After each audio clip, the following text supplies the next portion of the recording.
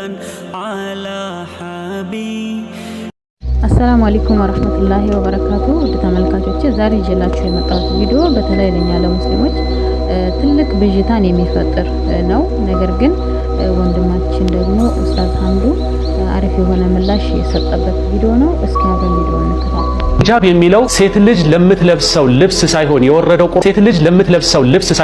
ቁርአን ላይ መጋረጃ ማለት እዚህ የቁርአን አንቀጽ በመነሳት ዑለማኡል ኢስላም ምን ይላሉ? አየተል ሂጃብ ለማን ነው የወረደው? ለኔ እናት፣ ለኔ እህት፣ ለኔ አክስት፣ ለኔ ልጅ ወርዷል ወይንስ ደግሞ ለነብዩ አለይሂ ሰላቱ ወሰላም ባለቤቶች ብቻ ነው የወረደው የሚል በዑለማዊ ዘንድ ዲስከሽን አለ። ትክክለኛው አቋም አዩሃል ኢኽዋ ይሄ ኻሱን ቢኡመሃቲል ሙእሚኒን ለነብዩ አለይሂ ሰላቱ ወሰላም ሚስቶች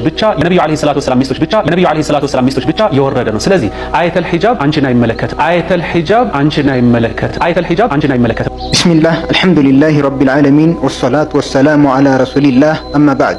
በጣም በሚያሳዝን ሁኔታ እንደምትመለከቱት ሰዎች ሐራም ላይ ላለመውደቅና ፈተና ውስጥ ላለመውደቅ ነፍሳቸውን እየታገሉ ባለበት ሰዓት፣ ሸይጣንንም እየታገሉ ባለበት ሰዓት አማኝ የሆኑ ወንዶች አማኝ የሆኑ ሴቶችም ነፍስያቸውን ለማሸነፍ እየተጣጣሩ ባለበት ሰዓት፣ በዲናቸው ላይ ለመጠንከር ነፍስያቸውን እየታገሉ ሸይጣንን እየታገሉ ባለበት ሰዓት ምን አይነት ተጣሪዎች መጡብን? የተለያዩ ነገሮች የተነገሩበት ወደ ሙዚቃ የሚጣሩ ሰዎች መጡ።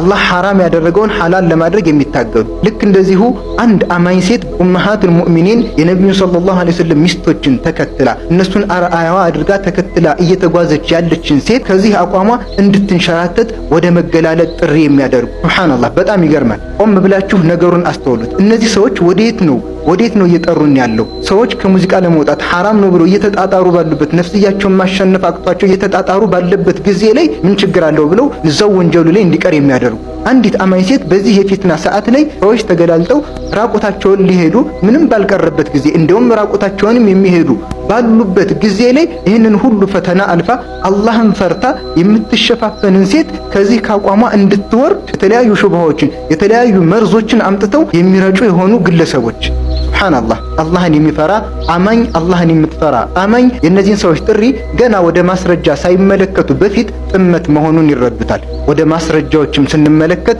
እነዚህ ሰዎች እየጠሩን ያለው ወደ ቁርአንና ሐዲስ ሳይሆን ወደ ነፍስያቸውና ወደ ራሳቸው ስብስብ መሆኑን እንመለከታለን። እኛ ልንጓዝ የሚገባው ነብዩ ሰለላሁ ዐለይሂ ወሰለም ባሰመሯት ቀጥተኛ መንገድ ላይ ሊሆን ይገባል። ያቺ ቀጥተኛ መንገድ ከቁርአን አስተምሮት የወጣ አይደለም በጭራሽ። ከነብዩ ሰለላሁ ዐለይሂ ወሰለም ሐዲስ እሳቸው ካስተማሩትና እነዛ ሰሐቦች ከተገበሩትም ተግባር የወጣ አይደለም። እንደዚህ አይነት ነገሮችን ስንሰማ ወደ ቁርአንና ሐዲስ ወደ ሰለፎች ተግባር መልሰን ልናየው ይገባል። ለማንኛውም የተለያዩ ነገሮችን እንዲያደረገ ይህ ግለሰብ ማምጣቱን ቀጥሎበታል። አላህ ሱብሓነሁ ወተዓላ ባገራልን ልክ ቁርአንና ሐዲስን የሰለፎችን ንግግር እየተጠቀምነ መልስ የምንሰጥ ይሆናል። እንደሰማችሁት በሂጃብ ወይም አንዲት አማኝ ሴት በምትለብሰው ሸሪዓዊ ልብስን በተመለከተ እየተናገረ ነው። እያንዳንዱን ንግግር እያስገባን መልስ እንሰጣለን።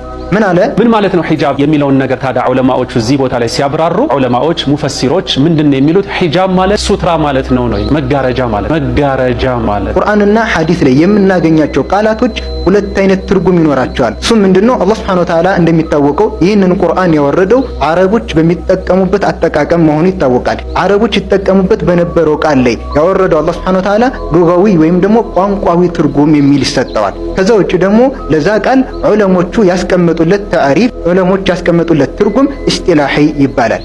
አንድ ቃል ቋንቋዊ ትርጉም አለው፣ ዑለሞች ያስቀምጡለት ኢስጢላሂ የሆነ ታሪፍ ይኖረዋል ማለት ነው። ለምሳሌ ሂጃብ አለ። ሂጃብ ቋንቋዊ ትርጉሙ አዎ ሱትራ ማለት ነው። ሊሳን ላይ ለምሳሌ ሂጃብን አሲትሩ መጋረጃ ብሎ ይፈስረዋል። ልክ እንደዚሁ ቃሙስ ላይ ደግሞ ሐጀበሁ ሐጅበን ወሂጃበን ሰተረሁ። ሐጀበሁ ማለት ምንድነው? ሰተረሁ ጋረደው ማለት ነው። ይህ ለሂጃብ ቋንቋዊ ትርጉሙ ነው። ነገር ግን ይህንን ቃል ራሱ ዑለሞቹ ሲጠቀሙበት ምን አይነት ትርጉምን ይሰጣል? ሂጃብ ማለት መጋረጃ በቃ ይሄ ነው ማለት ነው። ሱብሃንአላህ። ይህ አይደለም ቀርቻለሁ ከሚል ሰው ዒልምን ያሸተተ ሰው ራሱ የሚሄድበት አካሄድ አይደለም። ቋንቋዊ ትርጉሙና እስጢላሂ ትርጉሙን ለይተን ልናውቅ ይገባል። ዑለሞቹ ይህንን ቃል አንዲት ሴት ለምትለብሰው ልብስ ሲጠቀሙበት አንዲት ሴት አጅነቢ የሆኑ ወንዶች እንዳይመለከቷት ሙሉ ሰውነቷን የምትሸፍንበት ልብስ ማለት ነው። ለዚህም ዑለሞች ቁርአንና ሐዲስ ላይ የተጠቀሱትን ገለጻዎችን በመመልከት ወደ 8 መስፈርቶችን ይጠቅሳሉ። ለምሳሌ ሙሉ ሰውነቷን የሚሸፍን መሆን አለበት፣ ልብሱ ከወንዶች ጋር የሚመሳሰል መሆን የለበትም፣ ከውስጥ ያለ ሰውነቷን የሚያሳይ መሆን የለበትም፣ የሰውነት ቅርጿን የሚያሳይ መሆን የለበትም። ሌሎችንም መስፈርቶች ዑለሞች ይጠቅሳሉ። አንድን ቃል በቋንቋዊ ትርጉሙ ተጠቅሞ ማምጣት ቁርአን ላይም የምናገኘው ነገር ነው። ለምሳሌ ሶላትን በተመለከተ ሶላት ማለት ዒባዳ ናት፣ የንግግርና የተግባር ባለቤት የሆነች በተክቢራ ተከፍታ በተስሊም የምትዘጋ የሆነ ይህ ነው ሶላት የምንለው። ቋንቋዊ ትርጉሙን ደግሞ ይዞ ሊመጣ ይችላል። ለምሳሌ አላህ ሱብሓነሁ ወተዓላ ቁርአን ላይ ወሶሊ ዐለይሂም ኢነ ሶላተከ ሰከኑን ለሁም ይላል። ወሶሊ ዐለይሂም አሁን እዚህ ጋር የተፈለገው ሶላት እድዑ ለሁም ለነሱ ዱዓ አድርግላቸው ማለት ነው እንጂ ስገድላቸው ለማለት አይደለም። ሶላት ምንድነው? ዱዓ ነው ማለት ነው። ስለዚህ ሒጃብ ማለት ሴት ልጅ ለምትለብሰው ልብስ ሳይሆን ቁርአን ላይ የወረደው ለመጋረጃ ነው የሚለው አባባል ሒጃብ የሚለውን በቋንቋዊ ትርጉሙ ላይ አሳጥሮ በመመልከት የመጣ ችግር ነው። ሌላው እንደሰማችሁ አየተል ሒጃብ ለማን ነው የወረደው? ትክክለኛው አቋም አዩሃል ኢኽዋ ይሄ ኻሱን ቢኡመሃቲል ሙእሚኒን ለነብዩ አለይሂ ሰላቱ ወሰላም ሚስቶች ብቻ የወረደ ነው። አንድን ሸሪዓዊ ሕኩም አንድን ሸሪዓዊ ፍርድ በወረደበት ሰበብ ላይ ብቻ አሳጥሮ ለነከሌ ነው የወረደው ሌላውን አይመለከትም ለማለት ግልጽ የሆነ ማስረጃ ያስፈልጋል። ምክንያቱም ዐንደ ዑለማኢል ኡሱል እንደሚታወቀው አልዒብረቱ ቢዑሙሚ ለፍዚ ላ ቢኹሱሲ ሰበብ ግምት ውስጥ የሚገባው የቃሉ አካታችነት እንጂ የወረደበት ሰበብ አይደለም። ምክንያቱም የተለያዩ ሸሪዓዊ ድንጋጌዎች በተለያዩ ክስተቶችና በሆኑ ግለሰቦች ላይ ሊወርድ ይችላል። ያ ማለት ግን በነዛ ክስተቶችና በነዛ ግለሰቦች ላይ ያጥራል ማለት አይደለም። ይህንን የሚያመላክት ነገር እስከሌለ ድረስ ለዚህ ምሳሌ መመልከት እንችላለን። ለምሳሌ ሱረቱል ሙጃደላን ስንመለከት አንዲት ከአንሷር የሆነች ሴት በባሏ ጉዳይ ላይ ነብዩን ሰለላሁ ዐለይሂ ወሰለም እየተመላለሰች ፈትዋ እየጠየቀች ነበርና አላህ ሱብሓነሁ ወተዓላ ይችን ሴት አስመልክቶ በባሏ ጉዳይ ላይ እየተመላለሰች የጠየቀችውን ሴት አስመልክቶ ሸሪዓዊ ድንጋጌን አወረደ። ቀድ ሰሚዐ አላሁ ቀውለ ለቲ ቱጃዲሉከ ፊ ዘውጅሃ ወተሽተኪ ኢለላህ ኢላ አኺሪል አያ አላህ ሱብሓነሁ ወተዓላ በዚህ ሴት ምክንያት ይህንን የቁርአን አንቀጽ አወረደ። ነገር ግን እዚህ ሱረቱል ሙጃደላ ውስጥ ያለውን ሸሪዓዊ ሁክም በዚህ ሴት ምክንያት ነው የወረደውና እኛን አይመለከትም ብለን እናሳጥረዋለን? አናሳጥረውም። ለምን? ለሷ ብቻ የተለየ ሁክም መሆኑን የሚያመላክት ነገር የለም። ለሷ ብቻ ነው የተለየ ለማለት ግልጽ የሆነ ማስረጃ ያስፈልጋል። ማስረጃ ከሌለው ደግሞ አልዒብረቱ ቢዑሙሚ ለፍዚ ላ ቢኹሱሲ ሰበብ ለፍዙ አካታች መሆኑን እንመለከታለን። የዚህ ሴት አይነት ክስተት ያጋጠመው በሙሉ የሚመለከት ሸሪዓዊ ሁክም ነው። ስለዚህ አየተል ሒጃብ አንቺን አይመለከትም የሚለው አየተል ሒጃብ አንቺን አይመለከትም፣ አየተል ሒጃብ አንቺን አይመለከትም፣ አየተል ሒጃብ አንቺን አይመለከትም ከስሜት የወጣ ንግግር እንጂ ከሸሪዓ አንጻር ቦታ የሌለው ውድቅ የሆነ ንግግር ነው የሚሆነው። ስለዚህ የአላህ ሱብሓነሁ ወተዓላ ንግግር ወኢዛ ሰአልቱሙሁነ መታዐን ፈስአሉሁነ ሚን ወራኢ ሒጃብ የሚለው ለነቢዩ ሰለላሁ ዐለይሂ ወሰለም ሚስቶች ለኡመሃቱል ሙእሚኒን የወረደው ይህ የቁርአን አንቀጽ የትኛዋንም ሙእሚን የሆነች ሴት የሚመለከት ህግ ነው። በጣም የሚገርመው ወደ ዒልም ራሱን ያስጠጋ ግለሰብ በዚህ አይነት መልኩ በድፍረት መናገሩ ሱብሓነላህ። ሙሐመዱል አሚን አሽንቂጢ ረሒመሁላህ ሩዋኡል በያን በተባለ ኪታብ ላይ ምን ይላሉ? አጀቡ ኩለል አጀብ ሚመ የድዒ ሚነል ሙንተሲቢነ ሊልዕልሚ አነሁ ለም የሪድ ፊል ኪታቢ ወለሱና ማ የዱሉ ዐላ ሰትሪል መርአቲ ወጅሀሃ ዐኒል አጃኒብ መዓ አነ ሰሓቢያት ፈዐልነ ዛሊከ ሙምተሲላትን አምረላሂ ፊ ኪታቢሂ ኢማናን ቢተንዚሊህ ወመዕና ሃዛ ሳቢቱን ፊ ሶሒሕ ከማ ተቀደመ ዐኒል ቡኻሪ وهذا من أعظم الأدلة وأسرحها في لزوم الحجاب لجميع نساء المسلمين كما ترى በጣም የሚገርመው የሰውዬ ንግግር ነው። የምን አይነት ሰው ንግግር? ራሱን ወደ ዒልም ያስጠጋ ሰው አንዲት ሴት ፊቷን አጅነቢዮች እንዳያዩት መሸፈኗን በተመለከተ ምንም አይነት የቁርአንም ሆነ የሐዲስ ማስረጃ የለውም ብሎ መናገሩ። ነገር ግን ምእመናን ሴቶች የአላህን ትዕዛዝ በመከተል ይህንን ሰርተውት ሳለ በሐዲስም ይህንን የሚያመላክቱ ነገራቶች የተረጋገጡ ሆኖ ሳለ ሴት ልጅ ፊቷን መሸፈኗን በተመለከተ ምንም አይነት ማስረጃ የለውም እያሉ የሚናገሩ ሰዎች በጣም የሚገርም ነው ይላሉ። ይሄ ሒጃብ ግዴታ መሆኑን ከሚያመላክቱ ግልጽ ማስረጃዎች ውስጥ ነው ይሉና እዚህ ጋር አንድ ነገር ተመልከቱ። ሒጃብ የሚባለው መጋረጃ ማለት ነው ያለ ሲል የነበረው ነገር ግን ሒጃብን በምን ተጠቀሙት? አንዲት ሴት የምትለብሰው ሸሪዓዊ ልብስን በተመለከተ ስለ መጋረጃ አይደለም እያወሩ ያሉ። ይህ ነው ሒጃብ ማለት። እህቴን የሚመለከተው ቁርአን ላይ ሁለት ከሊባሱል መርአ ከሴት ልጅ አለባበስ ጋር በተገናኘ ሁለት ቦታ ላይ አንደኛው ኺማር በሚል ሌላ ቦታ ላይ ጅልባብ በሚል ወርዷል። ሒጃብ የሚለው ከነብዩ ሰለላሁ ዐለይሂ ወሰለም ውጭ ያሉ ሴቶችን አማኝ ሴቶችን የሚመለከት ህግ አይደለም ብሎ አውጥቶት ማለት ነው። ነገር ግን እንዲህ አድርጎ የለየው በራሱ አካሄድ እንደሆነ ተመልክተናል። በሸሪዓ ሚዛን ስንመለከተው ለነብዩ ሰለላሁ ዐለይሂ ወሰለም ሚስቶች የወረደው ትዕዛዝ ምእመናን ሴትን በአጠቃላይ የሚመለከት መሆኑን ተመልክተናል። ለሪአዊ ልብስን በተመለከተ ለምእመናን ሴት በአጠቃላይ ነው። የነብዩ ሚስቶችም ከነብዩ ሚስቶችም ውጭ ያሉትን የተመለከተ ህግ ነው የወጣው። ሂጃብን ብንል የነብዩ ሚስቶችንም ከነብዩ ሰለላሁ ዐለይሂ ወሰለም ሚስቶች ውጭ ያሉትን የሚመለከት ነው። ጅልባብንም የነብዩ ሚስቶችን ይመለከታል። ከነብዩ ሰለላሁ ዐለይሂ ወሰለም ሚስቶች ውጭ ያሉትን አማኝ ሴቶች ይመለከታል። ኺማርም ብንመለከት ልክ እንደዚሁ ማለት ነው። ለምሳሌ ጅልባብን በተመለከተ አላህ ሱብሓነሁ ወተዓላ ምን ይላል? ያ አዩሃን ነብዩ ቁል ሊአዝዋጅከ ወበናቲከ ወኒሳኢል ሙእሚኒን ዩድኒነ ዐለይሂነ ሚን ጀላቢቢሂን ዛሊከ አድና አን ዩዕረፍነ ፈላ ዩእዘይነ ወካነ አላሁ ገፉረን ረሒማ።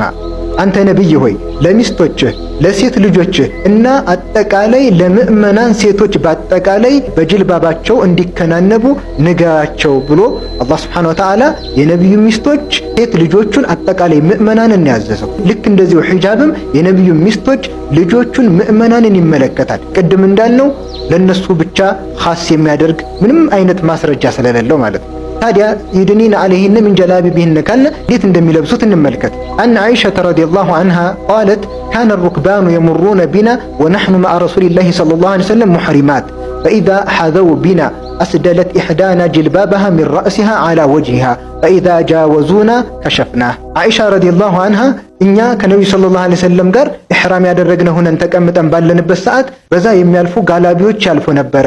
ወደኛ ቀርብ ሲሉ አንዳችን ጅልባቧን ከራሷ በፊቷ ላይ ትሸፍን ነበር፣ አልፈውን በሄዱ ጊዜ ደግሞ ፊታችንን እንገልጥ ነበረ ይላሉ። ስለዚህ ጅልባብን በምን አይነት መልኩ ነበር የሚለብሱት? ፊትን በሚሸፍን አይነት ሁኔታ ማለት ነው። ይህንን ዘገባ በተመለከተ ኢማሙል አልባኒ ጅልባቡል መርአ በተባለ ኪታባቸው ላይ በምትመለከቱት መልኩ ሐሰን መሆኑን ገልጸው ሄደዋል። ልክ እንደዚሁ አን አስማእ ቢንት አቢ በክሪን ረዲየላሁ ዐንሃ ቃለት ኩና ንወጢ ውጁሃና ሚን ሪጃል እኛ ፊታችንን ወንዶች እንዳያዩን እንሸፍን ነበረ ትላለች። ስለዚህ ጅልባብን የሚጠቀሙበት ፊትን ለመሸፈኛ ነበር። ይህንንም አተር በተመለከተ አኽረጀሁል ሐኪም ወቃለ ሐዲሱን ሶሒሕ ዐላ ሸርጢ ሸይኸይን። ኺማርንም በተመለከተ አላህ ሱብሓነሁ ወተዓላ ለምእመናን ያለው አሁንም ምእመናን በሚለው ቃል ውስጥ የነብዩ ሰለላሁ ዐለይሂ ወሰለም ሚስቶች ኡመሃቱል ሙእሚኒን ይገባሉ። አላህ ሱብሓነሁ ወተዓላ ሱረቱ ኑር ላይ ምን ይላል? ወቁል ሊልሙእሚናቲ የግዱድነ ሚን አብሳሪሂነ ወየሕፈዝነ ፍሩጀሁነ ወላ ዩብዲነ ዚነተሁነ ኢላ ማ ظهረ ሚንሃ ወልየድሪብነ ቢኹሙሪሂነ ዐላ ጁዩቢሂነ ወላ ዩብዲነ ዚነተሁነ ኢላ ሊቡዑለቲሂነ አልአያ። ለምእመናን ሴቶች በላቸው አይናቸውን ሰበር እንዲያደርጉ ብልታቸውን እንዲጠብቁ ጌጣቸውን ግልጽ እንዲያደርጉም ንገራቸው። ኢላ ማ ظهረ ሚንሃ ከሱ ግልጽ የወጣውን ሲቀር በኺማራቸው ወይም ደግሞ ፀጉራቸውን በሚሸፍኑበት ላይ በትከሻቸው ላይ ይልቀቁት ንገራቸው ብሎ አላህ ሱብሓነሁ ወተዓላ ምእመናን ሴቶችን እንዲሸፈኑ ያዛል። እዚህ ጋም ኺማርን በተመለከተ አላህ ሱብሓነሁ ወተዓላ ያወረደው የቁርአን አንቀጽ ምእመናን ሴቶችን በአጠቃላይ የሚመለከት ህግ ነው። ነገር ግን ወላ ዩብዲነ ዚነተሁነ ኢላ ማ ظهረ ሚንሃ የሚለውን በተመለከተ ዑለሞች ሰፋ ያለ እይታ ምልከታላቸው። በዚህም ላይ ሼኹል ኢስላም ኢብኑ ተይሚያ ከማስረጃ አኳያ ሁለቱንም ቀውሎች ሰብስቦ ያመጣበት አለ። መጅሙዕ አልፈታዋ ላይ እንደምትመለከቱት ያንን መመልከት ተገቢ ነው። ሼኹል ኢስላም ይህንን በተመለከተ በሚናገርበት ጊዜ ወላ ዩብዲነ ዚነተሁነ ኢላ ማ ظهረ ሚንሃ የሚለውን በተመለከተ ሰለፎች ሁለት አይነት እይታ እንዳላቸው ገለጸ። ኢብኑ መስዑድ እና እሱን የገጠሙት ሰለፎች ምን ብለዋል?